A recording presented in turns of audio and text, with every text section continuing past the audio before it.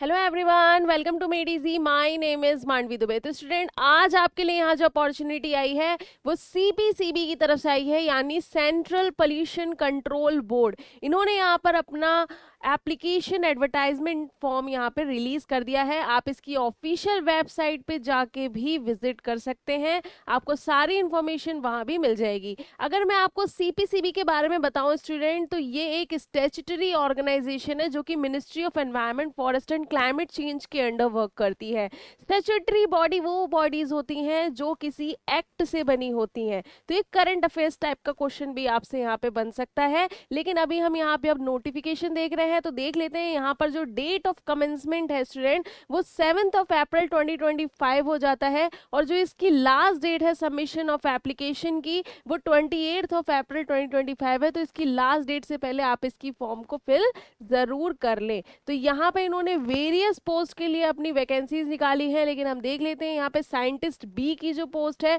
Level 10 आपका रहेगा। आपका जो पे मैट्रिक्स रहेगा वो 56,100 से 1,77,500 का पे स्लैब आपका यहाँ पे रहने वाला है। इसके अलावा नंबर ऑफ पोस्ट देख लेते हैं, टोटल 22 है, जिसमें एससी की 3, एसटी की 1, ओबीसी 7, ईडब्ल्यूएस 1 और अनरिजर्व की 10 वैकेंसीज यहाँ पे मेंशन कर रखी हैं। अपर एज लिमिट इसमें 35 ईयर्स दे रखी है। इसके अलावा काफी सारे और भी यहाँ पे आप पोस्ट देख सकते हैं, अलग अलग पोस्ट मेंशन कर रखी हैं। अलग अलग इसमें एलिजिबिलिटी क्राइटेरिया भी आपके लिए होगा, जैसे कि असिस्टेंट लॉ ऑफिसर है, सीनियर टेक्निकल सुपरवाइजर है, साइंटिफिक असिस्टेंट है। तो अलग अलग यहाँ पे पोस्ट यहाँ पे मेंशन कर रखी हैं, उसके लिए एलिजिबिलिटी क्राइटेरिया भी अलग से मेंशन होगा। डिसेबिलिटीज की क्राइटेरिया रहते हैं, ये भी यहाँ इन्होंने मेंशन कर रखा है। अगर हम इसका एज रिलैक्सेशन देखें स्टूडेंट, तो एससी एसटी के लिए अपर एज में 5 ईयर्स का रिलैक्सेशन है, वहीं ओबीसी का 3 ईयर्स का है, पीडब्ल्यूडी अनरिजर्व ईडब्ल्यूएस का 10 ईयर्स, ओबीसी पीडब्ल्यूडी 13 ईयर्स और PWD SC ST category 15 years का रिलैक्सेशन यहाँ पे मेंशन कर रखा है। इसके अलावा और भी यहाँ पे सारी डिटेल मेंशन है। Group A post, group B post, C post के लिए अलग अलग यहाँ पे रिलैक्सेशन क्राइटेरिया मेंशन कर रखे हैं। हम देख लेते हैं और यहाँ पे क्या क्या चीजें दे रखी हैं। पर्सन विद बेंचमार्क डिसेबिलिटीज, क्या क्राइटेरिया रहने वाले हैं, ये भी इन्होंने यहाँ पे अपने पूरे नोटिफिकेशन में मेंशन कर रखा है। इस नोटिफिकेशन की पीडीएफ आपको वीडियो के डिस्क्रिप्शन बॉक्स में भी मिल जाएगी, तो वहां जाके आप गो थ्रू कर सकते हैं। इसके अलावा अगर हम देखें यहाँ पे एलिजिबिलिटीज क्या क्या आपके लिए, एजुकेशनल क्वालिफिकेशन जो हो जाती हैं वो क्या क्या हो जाती हैं। साइंटिस्ट बी के लिए आपके पास एसेंशियल जो क्वालिफिकेशन है वो बैचलर डिग्री होनी चाहिए इंजीनियरिंग या टेक्नोलॉजी में फॉर्म रिकॉग्नाइज यूनिवर्सिटी और इंस्टीट्यूशन।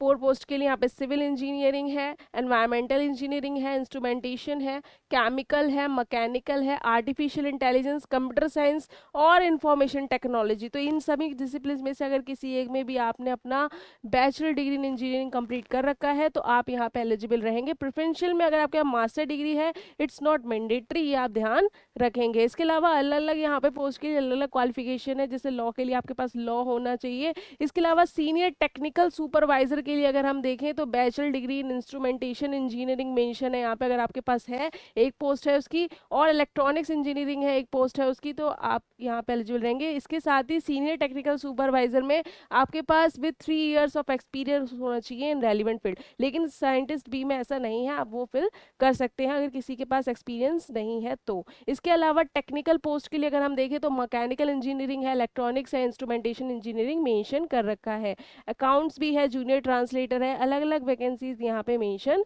कर रखी हैं। इसके अलावा और क्या डिटेल यहाँ पे मेंशन है ये देख लेते हैं हम। जैसे यहाँ पे बहुत सारी पोस्ट के बारे में तो मैंने आपको बता दिया, अलग अलग इसमें आपका एजुकेशन क्वालिफिकेशन की नीड होगी। इसके अलावा जनरल इंस्ट्रक्शंस आप सही से पढ़ेंगे, और यहाँ पे 2 आवर्स का आपका एग्जाम होगा। टोटल चार्ज 2 आवर्स एग्जाम जो होगा वो 750 एग्जाम फीस रहेगी, और 250 आपका टेस्ट सेशन रहेगा, 1000 रुपीज़ हो जाएगा।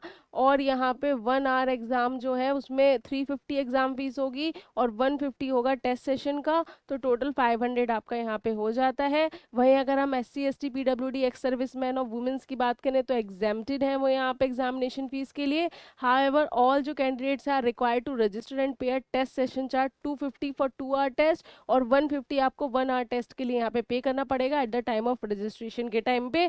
तो आप ये चीज़ ध्यान रखेंगे। Board reserve the right to post the selected candidate anywhere in the India. Okay, तो ये चीज़ आप यहाँ पे मेंशन कर रखी है।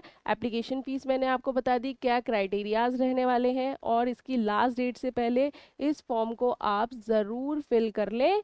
Okay student, if you have any other doubt please do comment in the comment box. Thank you so much, take care, stay tuned.